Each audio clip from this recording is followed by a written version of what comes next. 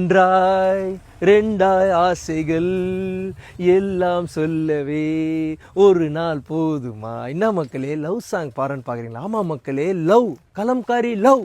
So இன்னைக்கு எஸ்எம்சிபியில் ஒரு கலம்காரியில் ஒரு புது ஜானர் இன்ட்ரடியூஸ் பண்ண போகிறோம். ஸோ அந்த ஜானரை பார்க்கும்போதே அப்படியே பட்டாம்பூச்சி பறக்குது மக்களே.